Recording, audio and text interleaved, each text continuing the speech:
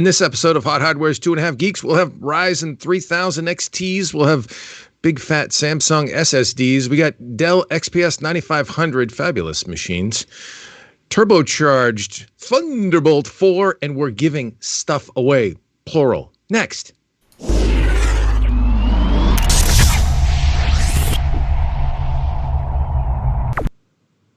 Welcome back to yet another episode of Hot Hardware's 2.5 Geeks. Are you hearing me now? Are we on the air, sugar? Marco, I sure hope so. Oh my gosh, you almost triggered me to pull a South Park joke that is so inappropriate for the podcast. It was almost reflex. I'm glad I stopped. Appreciate that. The man does have some restraint after all. I was giving you a little taste of the old Flip Wilson. Do you remember Flip Wilson? Are you old enough to remember Flip Wilson? I do, but I'm gonna bet Chris is not a fan. That's a negatory. Yeah, he was a pretty popular comedian back in the day, and he did a drag impersonation where he was impersonating a female, and that was his thing. He was like some sort of entertainer, and she was that he was. Anyways, and it was, "Are we on the air, sugar?" That was the little slice of history for you, kids. Stay with me before I fall asleep. All right, so welcome back again to yet another episode of Hot Hardware's 2.5 Geeks, the show where we talk tech and not too much banter, I hope. Marco, how are you doing this week before we move on to the very important stuff that we have to speak about today? I'm doing fantastic. It's a little hot here in the Connecticut branch of Hot Hardware, but I'm enjoying my new video setup with my gorgeous Olympus OMD EM1 Mark III. I dialed it in with Chris's help, so my video should be looking nice and beautiful for you folks. I know what you see is not beautiful, but the image should be beautiful. Right. Getting close for the poor cam. I think you're a beautiful Italian man, personally. So. I'm going to give you that too, because I'm feeling charitable today. My Viking brother over here. I'm Italian too. There's no Viking in me, unfortunately. I stopped just short of 6 feet, but but yeah, and I also don't have a fancy DSLR camera to point as my webcam. I'm running on a Logitech 1080p webcam. I will up my game though. I vow to up my game. Chris, you're shooting on a Canon 80D, right? Yes, I am. So I'm using the webcam utility they did, which technically is only 1024 by 576 on the image, not 1080p, but I think it looks still better than a 1080p webcam, so why not? Chris, I don't think you look a pixel short of 1023 by 574, personally. Thanks. So there you go.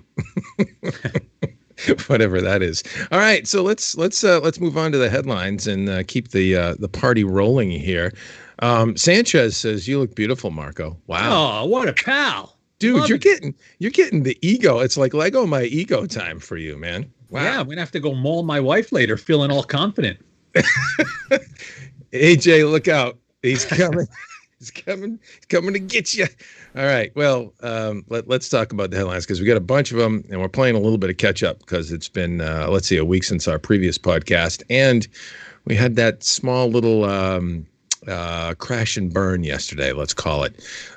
Sorry about that yesterday, folks. We had audio troubles that could not be resolved live. That's what happens when you do it live once in a while. And it makes me feel like Cousin Eddie.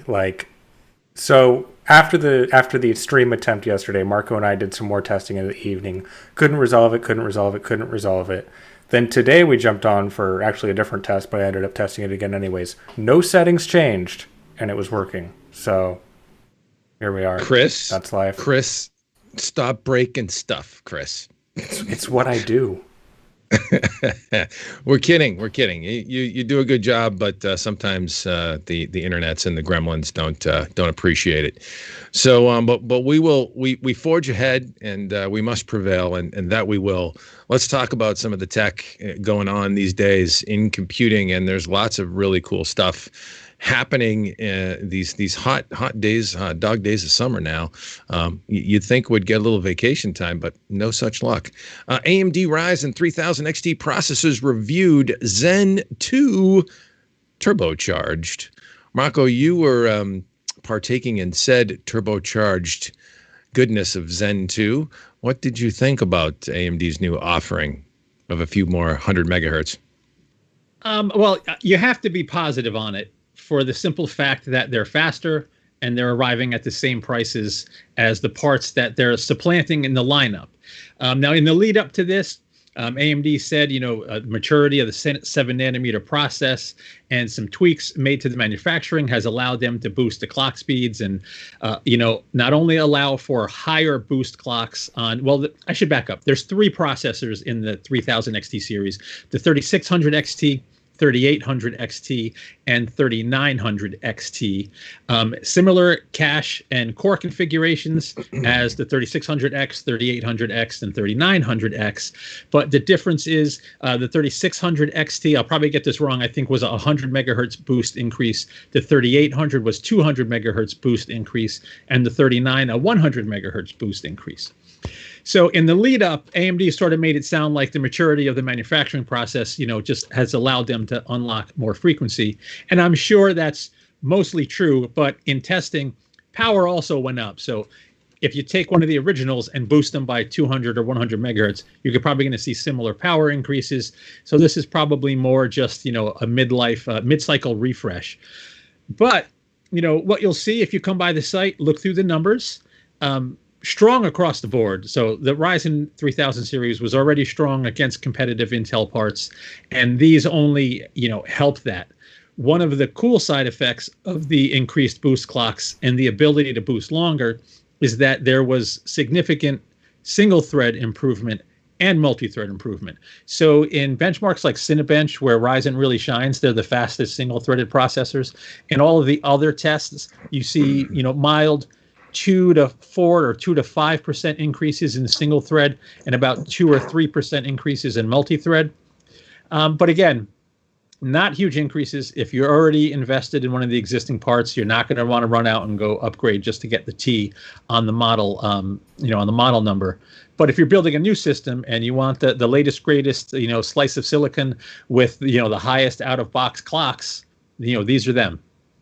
Nice. Yeah, that's what occurred to me with this product was, it's nice to have a 100 megahertz or 200 megahertz kicker on the top turbo clock, but that ability to sustain multi-core boost longer sounds interesting. But you realized only like a 2 or 3% gainer on that is what you're saying, net. Yeah, so I think the ability to boost longer is like we're talking microseconds here.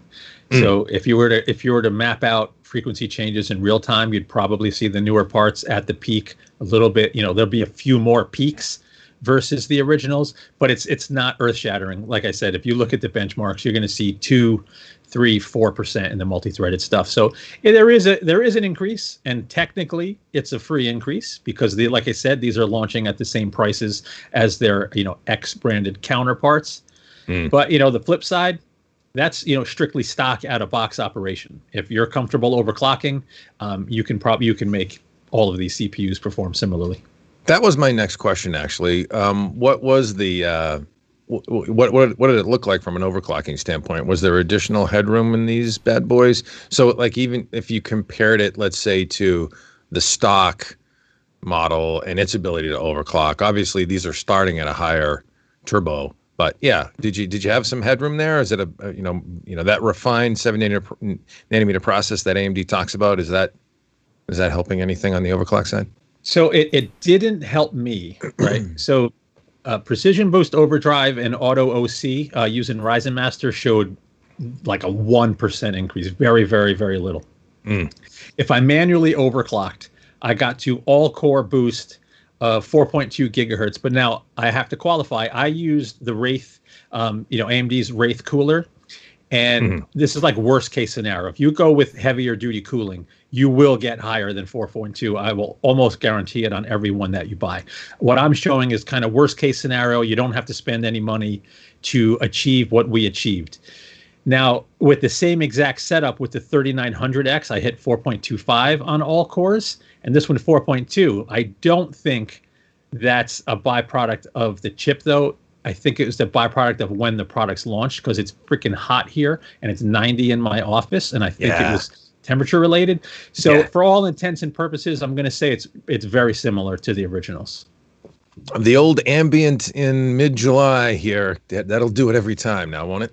Exactly. Chris, what are your thoughts before we move on to the next segment of technology goodness? I mean, faster for the same price is always better. So what's not to like there? I think people who are looking for the real upgrade are obviously waiting for the 4000 series to come out. So a lot of hope for that, but it definitely doesn't hurt to see this mid-generational little tweak, at least to help you out of the box, if nothing else. And that's exactly what I was thinking as well. Is for me, it's okay. Here's a faster processor at the same price, and oh, by the way, there's probably going to be some deals on the legacy product, right, Marco? Have we seen that materialize in Amazon yet? Can we look that up? I don't know. Yes. So I actually went to check on Amazon. All of them were already discounted. The exact numbers I don't remember, but I think the 3900X was down to like $429, so about $70 cheaper. I want to say the 37, although 37 wasn't refreshed, the 3700X was, I'm sorry, the 3800X was down to $329, and the 3700X was like $279. So if you're going to invest in a nice cooler and overclock, the 3700X is really sexy. $279, for that thing is a really good price. Ryzen 7 3700X? Yes. I'm looking it up right now, and I'm going to drop the link. And it's actually, wow, it's $283. Yeah, so it went up $4 from yesterday. But yeah, that's a good price for that chip. Yes, I will have to drop the link in the chat. When it was $329 previously, if that's slide is accurate. I believe so. I don't remember. Yeah, I'll drop it right in here. So you think that's one of the best value chips out there right now? 8-core. And it I mean, you get the 8-core 16-thread 4.4 gig. Yeah. So yeah, but it's just got lower clocks. If you're comfortable overclocking, that thing's gonna be killer, and it's gonna hang with a 3900 XT if you're overclocking. There you go. Value recommendations from the Marco. Cool stuff. Yeah, good stuff from AMD. Nice to see them still continuing to pour on the competition. Intel, answering when they can lately. Who would have thunk it? But I want to see Intel come back and honestly give AMD some serious fight, and I think they will, because the more competitive landscape, the more competitive of a landscape we have, the better off consumers are going to be, right? Am I right? Amen. So hearing really good things about Tiger Lake and mobile. It'll be interesting mobile competition in a few months. Yeah, the Intel really just has that, mobile is just, so locked up, and AMD's, starting to crack it a little bit. But I want to see some desktop goodness. We'll see what happens. Yeah. Cool. Good stuff. Well, let's move on and talk about let's talk about something. Let's go out of order a little bit from what I sent in the notes, guys. Let's just shift gears what I have to queued Intel. up. Oh, really? It's all right. I'm with Intel. Come on, roll with it, baby. Intel's supercharged Thunderbolt 4. This is some goodness that they're bringing. Gobs of bandwidth aims to replace all of your cables. And there was a follow-up story on this that was interesting today that I don't know, somebody got some information. I don't know how substantiated it is. I think it came from an analyst source, which is usually fairly accurate. But even Apple and their custom Apple Silicon Macs, the platform, is rumored to be adopting Intel Thunderbolt technology or continuing to support Intel Thunderbolt technology. You would think Thunderbolt 4, the next generation, would be in that roadmap as well. But the point being, though, they're moving away from Intel for the main processor and mobile, at least MacBooks, things like that, that there's still some Intel silicon on there for Thunderbolt because they've done so well with it. Thunderbolt, you can say now, is ubiquitous and really a well-established connectivity standard and platform. Thunderbolt 4 is interesting, though. I'm not seeing. Let's see. What's the bandwidth gain here. So I don't think there is one. I think it's still 40 gigabits per second. Yeah, it's 40 gigabits per second. So what's the hook here, Marco? Has anybody, or Chris, have you done your homework on this? I haven't. So there's a few hooks. There's a universal cable, and connector for the 40 gigabit connections up to 2 meters. So better signal integrity to get high speed across a single cable. For virtually any type of device. It requires higher bandwidth through the PCIe connection, so more PCIe lanes.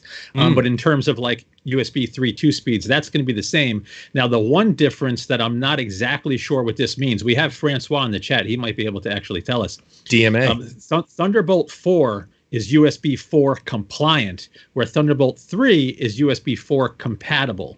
So that I need clarification on. I'm not quite sure what that means, and I didn't have a chance to dig into that. But there's, also additional features available on Thunderbolt 4. So if you look at like the bullet list we have on the site, you have what I mentioned about the universal cables with maximum speed. You also have accessories with 4 Thunderbolt ports, so it could probably fan out to more ports as well. More daisy chain goodness. Yeah, exactly. So yeah, there's basically a full. I'm not going to read the full spec list up on the site, but there's a bunch of stuff that it offers over and above Thunderbolt 3. There's something mentioned here that strikes me, and I'm wondering what how it might be utilized. One of the requirements for Thunderbolt 4 is support for DMA, direct memory access. It's for virtualization purposes. Virtualization. Most likely. Yeah. It's just kind of cool. It's really you have a more intelligent, scalable port architecture here is what I'm gleaning. And there was the option for 20 gigabit per second Thunderbolt 3 before, right? Yeah, I think. I didn't hear the question. I'm sorry. You guys were talking over each other. Oh, sorry. For Thunderbolt 3, I think they gave a 20 gigabit per second option, so it was up to 40 gigabits per second, where that's now the floor for Thunderbolt 4. I think it's a nice single chip controller now, so like it's an easier implementation.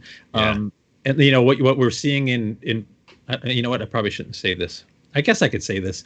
In future notebook designs, I'm not certain it's this particular Thunderbolt 4 controller that Intel is touting from yesterday's release, but you're going to see notebooks now where all of the ports are Thunderbolt on both sides. The routing with previous gen Thunderbolt was harder to have it on both sides, so you used to see it just on one side of a notebook.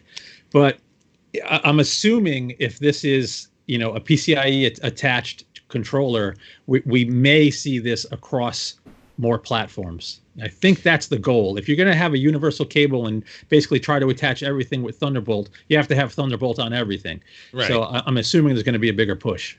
Yeah, and I really like the ability to, with Thunderbolt enabled ports on both sides of the machine. I like the ability to be able to charge, by the way, on either side of the machine, so that you're not, you end up at the kitchen table and the wall outlet's over there, and you're snaking stuff around and people are tripping over your cable because you're going to get to the other side of the machine. That's a really nice feature or I should say, notebook design.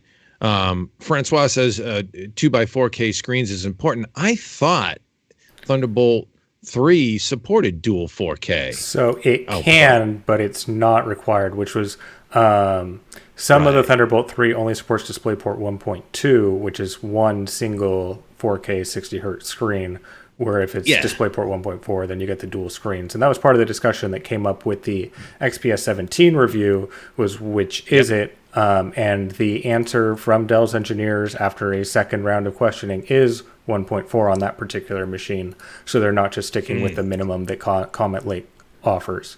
Again, I haven't been able to verify that because I don't have dual 4K displays to chain together, but I'll take their engineers at their word on that one.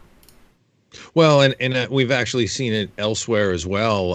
For example, Dell's OptiPlex Ultra line has the ability to. It's built on mobile platform. It's that cool new all-in-one design that has a mobile little compute module that plugs into the back of the stand. Mm-hmm. That thing can drive triple 2560 by 1440 panels or dual 4K, and it's on. I think it's Intel 8th gen. mobile technology, but it's Thunderbolt 3 spec, full Thunderbolt 3 spec, and dual 4K daisy chain. So yeah, it can be done, but I guess Thunderbolt 4 makes that more pervasive by default, right? Yes. Something like that. All right, cool stuff. Thunderbolt, good to have faster, more expanded, all that good stuff. All right, let's move on to let's shift gears maybe to the land of storage, and talk about something quickly that Marco kicked the tires on: Samsung's SSD 870 QVO, the Q. I like that in the model name. I don't know why. It's a rarely used letter. Terabytes of solid state storage. That's a 2 terabyte jammy right there. But this thing goes up to what? 8? Did I hear 8? Up to 8. So I got to test the 1 terabyte and 2 terabyte models. What you'll find across most SATA drives nowadays is the interface is their performance limiter. All of the latest gen higher performance SATA based drives, you can nitpick the benchmarks and see differences in low Q depth 4K transfers, but in total, they perform similarly because the legacy interface is just not up to snuff versus, NVMe, obviously. But these are Samsung's latest drives. They're using, it's labeled 9X layer, 4-bit per cell QLC NAND. It's a 96 layer in this current generation, 96 layer NAND flash in the drives with Samsung's proprietary MKX controller in here. So native SATA. Max transfers up to 560 megs per second writes, 560 reads, 530 megs per second writes. And what you'll see if you come by the site across the board, they're hitting basically those speeds because that's as fast as SATA can go. They are among the faster drives despite using QLC. These drives will use a portion of the NAND as an SLC cache to accelerate writes. And on the 1 terabyte drive, I basically, if you run a benchmark like HDTune that just writes constantly, you can get about half the capacity of the drive before performance drops off. But on the 2 terabyte drive, the SLC cache is so big and it refreshes so fast, you basically can't saturate it over SATA. So performance remain the same across the length of the drive there. But regardless, most people aren't doing constant huge writes on the drives. It's those low Q depth 4K writes that are important. And if you look at trace-based tests in like PCMark, these drives are among the fastest. 4K performance is competitive. And pricing was interesting. So pricing was a little bit high out of the gate. On the MSRPs, I have to jump to my last page. It's come down a bit though, yeah. So MSRPs were, it worked out to about 11 cents to 13 cents a gigabyte, which was high for a SATA drive. But on the day of launch, they were already discounted on Amazon. So, they started at $129. The 2 terabyte drive was supposed to be $500. If I go to Amazon now, the 2 terabyte drive, $249. The 2 terabyte drive was $249. Oh, I'm sorry. Yeah, I read that 870 QVO. Yeah, QVO is $249. Yeah. There you go. 1 terabyte drive, $129. Yeah. So there you go. Not bad. Little pricey, but for latest gen high capacity drive, you're going to pay a little bit. Yeah. Well, I mean, that's what I was thinking is, a pair of these bad boys in RAID 1, maybe it's an 8 terabyte drive or a 4 terabyte drive, and digital pack rats rejoice, right? I guess if you're going to want to store a bunch of data, I would still go hard drive. And if you want to go fast storage, spring for a bigger NVMe. This is like that for like a notebook where you only have one drive bay, or you want to have a decent amount of fast storage for like a Steam library. But if you need massive storage, I'd just go for a big ass hard drive because it's so much cheaper. And if you want fast storage, I wouldn't RAID them. I would just go NVMe.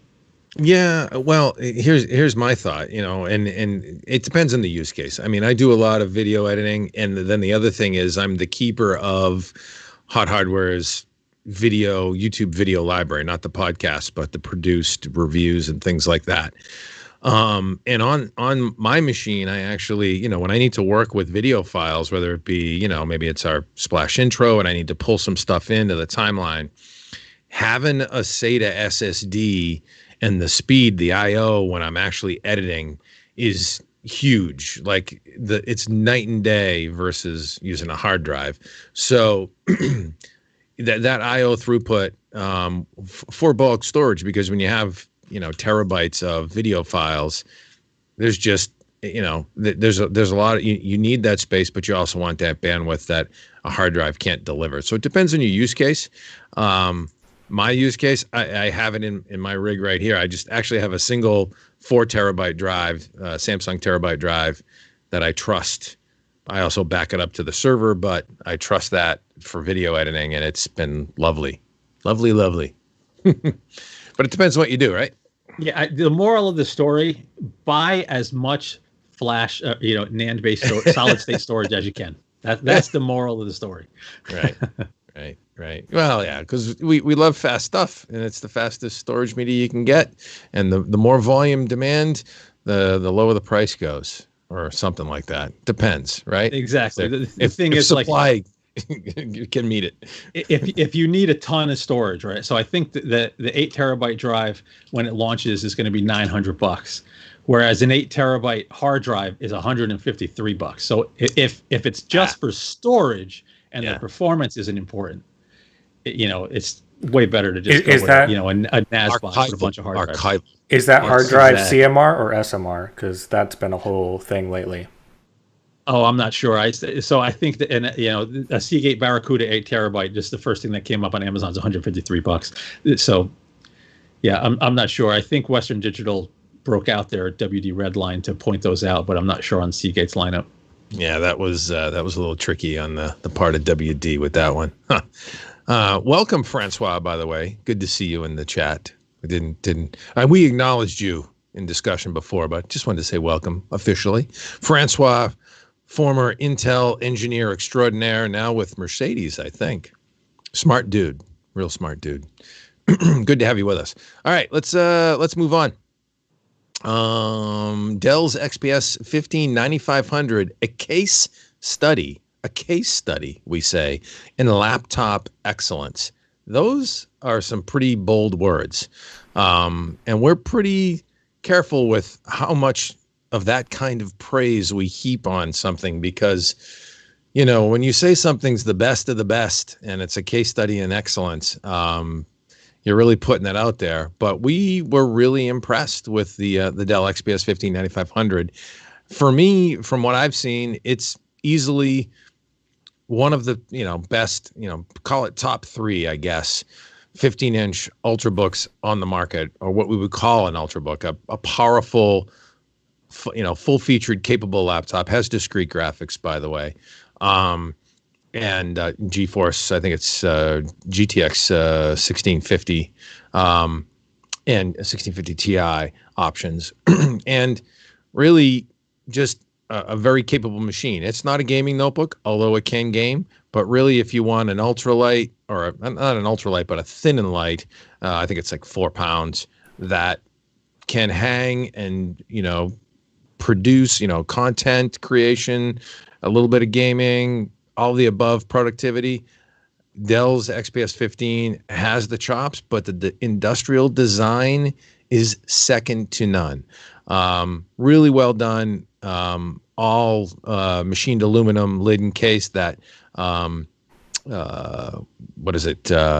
hybrid carbon fiber construction in the palm rest area, of course, still there. That signature XPS, but now they've trimmed the bezels on all 4 sides of the display. You have very ultra thin bezels on the top and sides, but also bottom down by the keyboard. And it just makes I think it's a 16 by 10 aspect display. It just makes the thing pop. And I mean, I don't know how else to explain it, but it's just built so well. Like, Dell went in and tweaked things just right. You almost want to knock them, because it's still an XPS design, and it's so very much drawn from that legacy of the XPS design signature. But they crushed it, because they refined it in all these places that it really could have used a little bit of tweak. And I'm trying to find out, what I don't like about it. Chris, I know you reviewed this machine in detail, and I'll stop gushing. What did you think? Well, I didn't review the XPS 15. I reviewed the XPS 17. Paul got the 15. Oh, 17. That's However, right. But I have been in possession. Yeah, I don't have it with me right now, but I do have a XPS 15 9500 here, so I am very familiar with it. It is that's right. Equally as beautiful as the XPS 17. It is a tiny bit smaller. It's smaller than the previous generation XPS 15 that was already tiny. So it's great from that perspective. There's a few things about it. I want to talk about it from my experience with mine because there are issues that people have been bringing up over and over again. So the first one is the DPC latency issue that we ran into with the XPS 17 live on our last cast. Go check that out if you haven't already. So if you're doing things like real-time audio or other, I mean, they're very, very specific tasks that really run into the limit. You can get some popping in the audio and stuff with that. Dell's aware, they've been working on it. I don't know if they have a fix for that, but I did test it on the XPS 15 I have as well, and that didn't have the issue in the window of time I tested. I'm not going to say it's completely free of error, but it did put up a better show than the 17. So if that is a concern for you, definitely look more into the XPS 15 on that front. Interesting. Yeah, the other thing that people have been picking up on with the XPS 15s is the first round that went out, there was a number of systems that had kind of loose, weird trackpad issues. While that was an issue with the unit I have, which is a pre-production XPS 15, the one that Paul used does not have that issue. Dell has stated that they found what was causing that. They have resolved it in the design. So the new ones going out should have that fix. If you do happen to get one that has a trackpad issue, make sure that's one of the first things you check. You can get it exchanged. So work with Dell support. They should take care of you. Other than that, the XPS 15 itself is great. Like you said, the design is fantastic. I really like having so the XPS 15 has dual Thunderbolt 3 ports, to get back to our discussion before.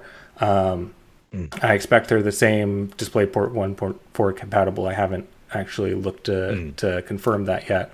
But the right side port is just USB-C. So if you really need a lot of Thunderbolt, definitely look towards the XPS 17 to remedy that. But I think 2 Thunderbolt ports for the XPS 15 is still plenty for most users, unless you're a crazy power user who needs docks and external storage and all kinds of stuff with that. But yeah, it's a great machine. It performs well. The thermals, it doesn't have the vapor chamber cooling system that the XPS 17 has, but it still performs very well. I mean, the thermals are just slightly warmer than the 17, but it's a smaller size. You can't quite squeeze the extra hardware of the RTX 2060 in it as a result, but for a lot of workloads outside of gaming, the 1660 Ti that the XPS 15 has is still going to do the job, especially if you're doing video editing, because then you're working off the NVIDIA encoder, NVENC. That's basically the same on both GPUs. So there's not really going to be a lot of difference between those for workloads like that. But yeah, very, very impressed with it. The design was kind of getting stale in prior years. I mean, it's not as stale as the XPS 13 that was on the same design for years and years and years. That's now also been refreshed earlier this year. But I really like the tweaks and refinements they've made with the newest versions. Yeah, I'm dropping some links into the chat. And, you mentioned the DPC latency issue. To be clear, that is a pretty corner case kind of thing. If you're a music producer, a DJ, music content creation type, you might run into it, certainly. It also is a common thing across the Windows PC platform, right? So it's not, I think Apple has somehow tacked it down so it's not as much of an issue with Mac products, but it is with, and there's still tweaks. So I was looking into this too. There's still tweaks you need to make with a MacBook to get rid of the latency, but it can be done. And some people have reported different tweaks for the Dells that do the same thing. But your mileage may vary. Well, and Dell's asked us in our other work that we do as analysts to test DPC latency specifically. So they're looking at it, and yeah, as you noted, that trackpad issue has also been resolved. Yeah, I think what's interesting about, when you do get a couple of gremlins that pop up with a product that's so popular, like the Dell XPS lineup, specifically the 15 to 13s, 17's brand new. I think that's going to be pretty popular too. But you have to remember, this is a serious volume play. It's not like a favorite SKU that whatever is doing well and a certain enthusiast. I mean, they're selling gobs of these things, and so yeah, they get wrung out, and you hear about whatever issue there is first and foremost because there's so many people buying the product. So yeah, I think Dell's got their eye on the ball, with any of those little gremlins, and seems to be resolving it. But got to tell you, I'm impressed. I mean, the 13, the 15, the new 17, just how they get that 15-inch display, in this case for the 9500, into what's essentially it's basically a 14-inch form factor. It's pretty compact, right? Definitely. Yeah, and like the MacBook 16, the MacBook Pro 16 has a similar small bezel design all around, but it's not as far out to the edge as the XPS 17 is. Like, it manages to make the MacBook Pro 16, by comparison, look antiquated, which is crazy. Yeah. I mean, they're very similar designs. They both have the top-facing stereo speakers and all that, but it's a very impressive extra mile. And then we'll move on from this pretty quickly, but that's what strikes me about Apple these days. And I keep sort of waiting for them to have their breakout moment in industrial design. It used to be that Apple punctuated products on a regular basis with industrial design, and I have yet to see in the fewer iterations, even iPhones. I mean, iPhones are beautiful devices too, but Samsung makes some pretty gorgeous breakout products in the mobile space as well, but I don't see Apple doing what it did back in the day to really, like when the MacBook Air first came out. It was like, wow, look at that thing, man, super thin, just really well built. Dell is showing that it can be done. Still, you can release an industrial design on the product that absolutely is enamored by the customer, and so yeah, just funny. I see Apple doing lots of things these days in terms of design to, improve their products, certainly from a silicon standpoint, and then also improve their bottom line, get the profitability. But I'm sorry, Dell is out-appling Apple. Yeah. On a regular basis. Real quick, I see in the chat, Alan Raftel says, I hope the next XPS 17 will have a 75 layout keyboard. Those small up and down keys annoy me. So the crazy thing is about the XPS 17 is if you tried to actually fit a 75 keyboard on it, it would go off the edges because it's shrunken down smaller than a typical 15-inch laptop. So while it would be nice, I don't think I would want to sacrifice the typing experience on it to achieve that.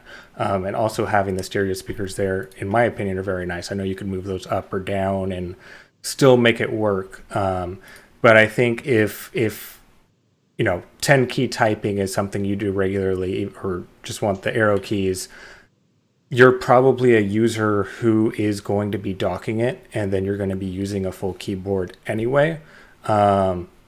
Maybe not, but in a lot of cases, I think people will be going that route, so it's less of an issue. And if Dell is correct, which I believe they are on the DisplayPort 1.4, and you can get the tool 4K 60 hertz screens, then it should be a really nice setup there, and you can still use a mechanical keyboard, which never hurts, right, Marco? Never hurts.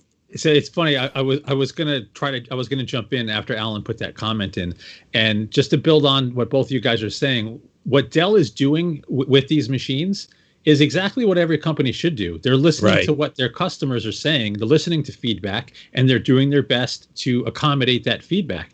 Right. I would bet the farm that a future iteration, while I don't think it's going to fit a 75 keyboard, I would bet the farm that they're going to change the shape of these keys and maybe have the up-down keys jut out at the lower right of the keyboard a little bit so they can be full-sized, without expanding the width, but maybe expanding the height of the keyboards a little bit, because those are giant touchpads and wrist rests, so they have room to play there. So Dell is just doing the right thing. They're listening to customers, period. Yeah. No, I totally agree, Marco. And it's funny, they took a lot of heat in the early days. Everybody loved that Infinity Edge display.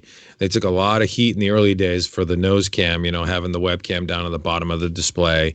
And it was funny at the time, we heard them justifying it by saying, how many people use the webcam on a laptop? I mean, let's be serious, right? Now it's like, oh my goodness, right? You can't even say that. Like everybody's, firing up Zoom meetings, right? But what was interesting about that was that they were limited from a technology standpoint. They couldn't get a small enough camera array into that top bezel back in the day, but so they sacrificed that quality to have the camera down low to have that breakout industrial design of the Infinity Edge display. And now that the technology has continued to come their way on the camera front, they take those displays even tighter and tighter and tighter, and they're just driving it home. And so I think you're right. I think they listen to customers. I think they really focus on what they're good at, but also take feedback to refine the product. And kudos to Dell. Well, they want it to sell. Just good stuff. What's that? They want it to sell. Yeah, most do for sure. And we got to take a look. Honestly, we got to take a look at some more Lenovo stuff lately. They've had some pretty good stuff out there too, and I just love their keyboards. So we'll be looking at some Lenovo laptops in short order. All right, well let's move on and close with a little bit of good vibes and good feelings, and then talk about some good things that we're going to be giving away too, which is kind of cool. Making a young gamer's wish come true. We'll just touch on this real quick. Doug's fantastic gaming PC build. I'll drop this link in. Oh no, that's not it. Google, you're playing games with me. Let me pull this up. Chris, I don't know if you can pull it up, but we actually got together with the folks at the Make-A-Wish Foundation. And if you guys aren't familiar, Make-A-Wish is I got it in the chat. An organization, a nonprofit that actually helps kids in need with critical illness, and brings people from all walks of life, from the average Joe like me, you, and Marco, to celebrities. If a kid has a celebrity wish, maybe it's a sports celebrity or something like that, and helps make these kids that really could use a break. It helps make their wish come true. And so we connected with Make-A-Wish. We were very fortunate to be made aware of a young boy locally in Massachusetts here that needed a break, and his dream wish was to be a game streamer. And when they came to us, we were like, that's us. We can help this, and so we were all over it. It was delightful. Unfortunately, it hit just before COVID-19 kicked. We had reached out to all the manufacturers to help Doug out. Doug is his name. Wanted to build a AMD Ryzen system with a GeForce RTX 2080 GPU and, all the good stuff. And he wanted a capture card, Elgato capture card to, and liquid cooled and all that good stuff to stream and, fire up his Nintendo Switch and stream that too on a Twitch channel. So he's really big gamer aspirations for a 12-year-old guy who just turned 13, and just super kid. And it hit just before COVID-19. We got the request in, we got all the stuff in, and then it was lockdown.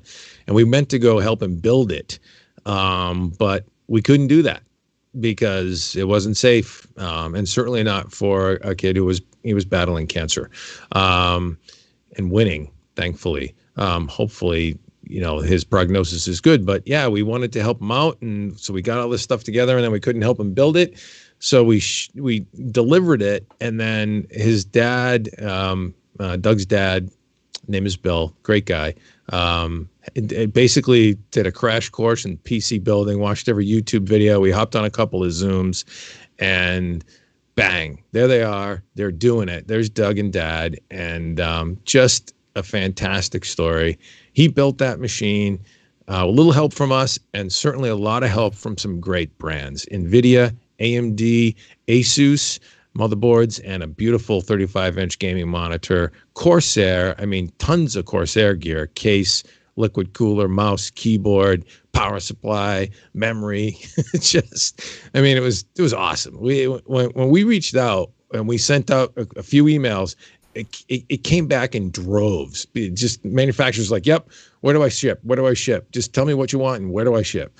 And just really warmed our hearts, really what we needed when times were tough.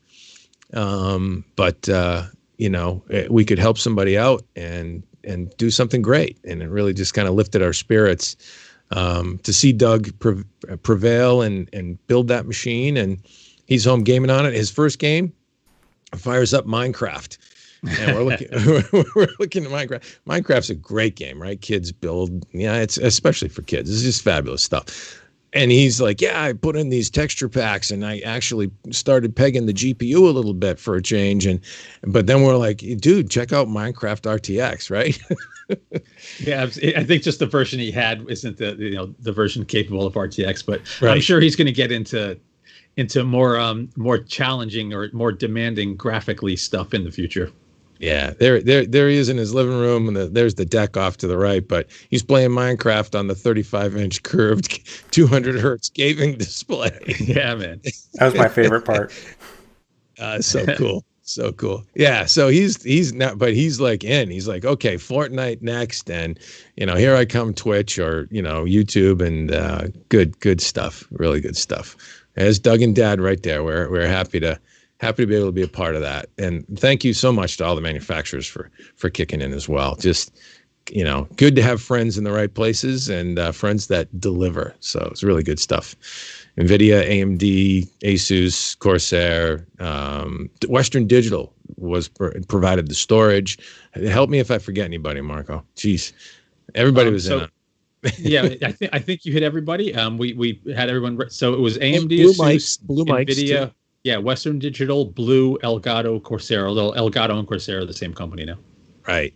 Yeah. The good folks at Blue Mics. He was like, yeah, I need a good microphone because I got talk to my audience and have some good audio chops. We're like, heck yeah, we can hook that up. And the Blue Mics folk came through with the Yeti Blackout or something like that. It's a great mic.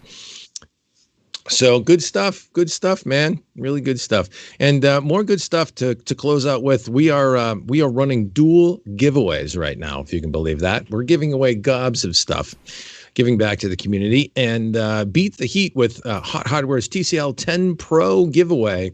There is a little over 24 hours left. I want to say before we hopped on the cast, there was like 32 hours left. In this giveaway, there's 5 TCL 10 Pro phones.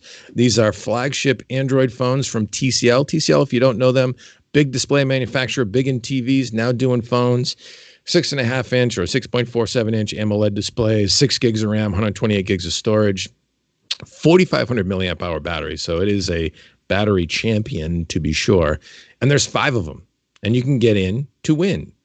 And then we have another giveaway that we just kicked off right now with AMD and Asetek. Marco, why don't you talk about that little action?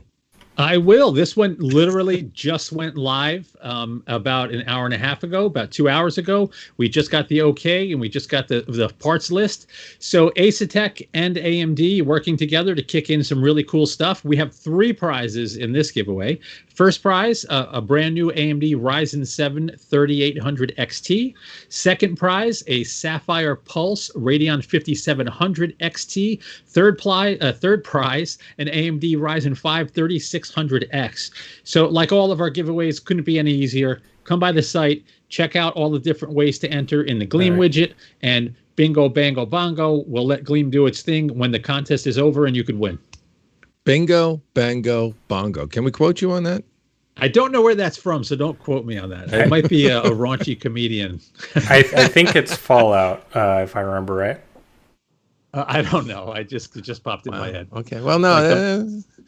What? Go ahead. Go ahead. No, I cut myself off. I was going to say something bad.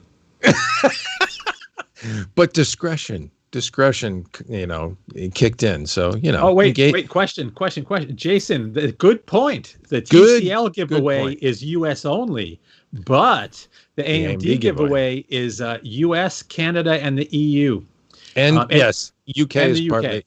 And we're saying it's part of the EU this time. Yeah. Yeah. So much broader reach on this one. So yeah, not just US like the TCL giveaway. So yeah, good stuff. Yeah, and check it out because you'll see that there's a large Gleam widget with lots of opportunities to enter. There's 19 ways to enter. Cookies are disabled, Chris. You need to enable cookies on that. I'm working on it. So I just switched over to the Edge browser, and I've still got kinks to work out on it. That's all right. It's all right. That's a good distinction, though, Dave. The thing with these giveaways, you don't have to do everything on the widget to enter. Of course, we want you to. Just giving you options. But if you're only comfortable with a few of the entry points, then that's what you do. You don't have to do it all. So it's really good stuff. That's it. So yeah, it is good stuff. You could win one of two kick butt AMD processors, the Ryzen 7 3800XT. Got one of those, and then the 3600X, the Ryzen 5 3600X, and or a Radeon RX 5700 XT GPU. All up for grabs. Yes, sir. Beautiful thing. And thanks to the folks at AMD and Asetek. Asetek, by the way, is really stepping out. I think they're trying to, expand their following. And we will be doing more giveaways with Asetek. They've been asking us, and we've been saying yes because we don't say no to pretty much anything, right? Yeah, and you know what? Asetek's a cool story, man. We've been working closely with Asetek for a long time. Reviewed, and Dave reviewed way back the original VapoChills. I still have the VapoChill XEs, and I forget what the standalone one was called. I forget the name of that one. But anyone that's bought one of those round all-in-one liquid coolers that have the round mounting head, those were pioneered by Asetek. Yeah, man. So that design was licensed out by a bunch of different manufacturers because it was just so efficient and so popular, and it can be mounted on almost any CPU type. So they've been around doing some cool stuff. Yeah, and Dave's right. I think they're just trying to expand their reach in the community and make sure everybody knows what they're doing and who they are. Yeah. They, it's funny. It's the best kept secret kind of company, right? As you said, Mark. I mean, all the ton of OEMs use their coolers, whether it's Corsair, NZXT, any of those guys that make a all-in-one liquid cooler. That cold plate, all-in-one, self-contained, closed loop liquid cooling design started with them. And I don't know where the licensing is these days, but they licensed it, and it's flourished. And it's really, folks that you're building liquid cooled PCs like nothing. You can thank Asetek for that because they started that off. It's good stuff. Good stuff for sure. So there you have it. That about closes it out for us, right, fellas? I think so, bro. Stop by the site where you can find us on the web at HotHardware.com, and you'll find those two giveaways running where you can get in and win right now. Okay. That makes a total of 8 possible winners, by the way. So 5 TCL phones and 3 prizes in the Asetek AMD giveaway. So I count 8. That's a lot. Oh, and if you like these giveaways, wait till you see the next 2. But wait, there's more. Oh, we got big stuff coming. Yes, we do. Oh, yeah. Yes, you can find us on the web at hothardware.com, twitter.com/hothardware, youtube.com/hothardwarevids, or hothardware. Thumb up, subscribe, hit the reminder bell so you can hear from us when we go live. And we're all over the place. Facebook, all over. And Instagram, HotHardware. Just look for HotHardware and you'll find us, and we'd love to have you with us. And we will thank you for stopping by.